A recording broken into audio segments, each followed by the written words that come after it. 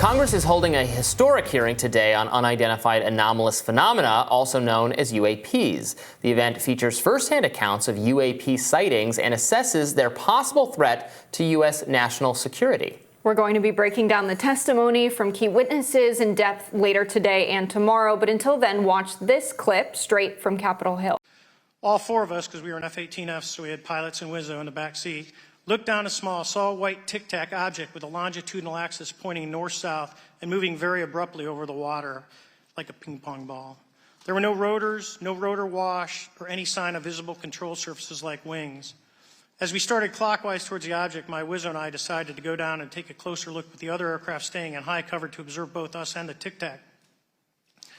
We proceeded around the circle about 90 degrees from the start of our descent, and the object suddenly shifted its longitudinal axis, aligned it with my aircraft, and began to climb.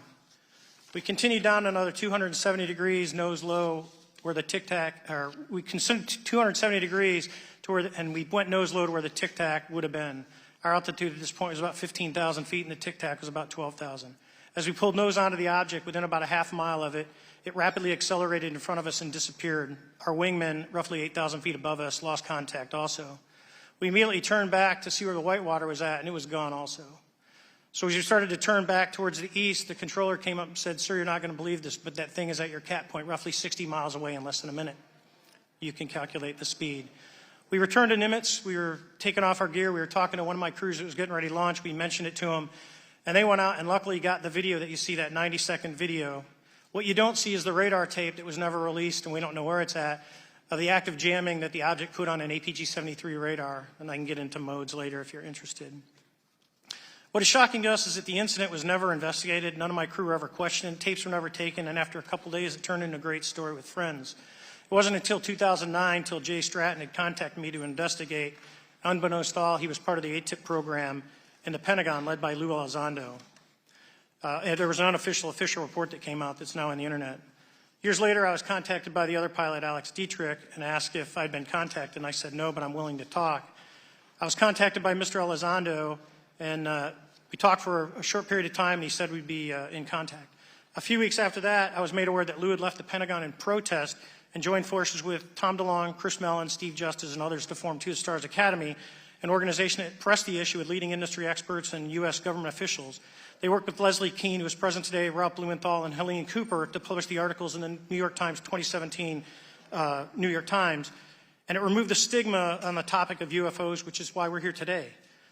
Those articles open the door for the government and public that cannot be closed. It has led to an interest from our elected officials who are not focused on little green men, but figuring out where these craft are, where are they from, the technology they possess, how do they operate.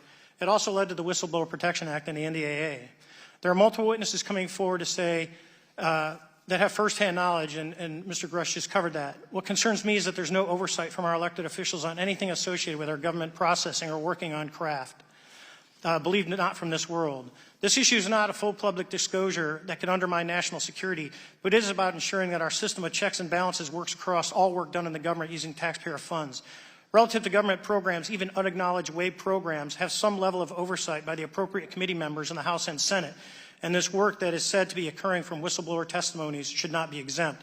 In closing, I would like to say that the Tic Tac object we engaged in 2004 was far superior to anything that we had on time, have today, or are looking to develop in the next 10 years. If we in fact have programs that possess this technology, it needs to have oversight from those people that the citizens of this great country elected in office to represent what is best for the United States and best for the citizens. I thank you for your time. Thank you.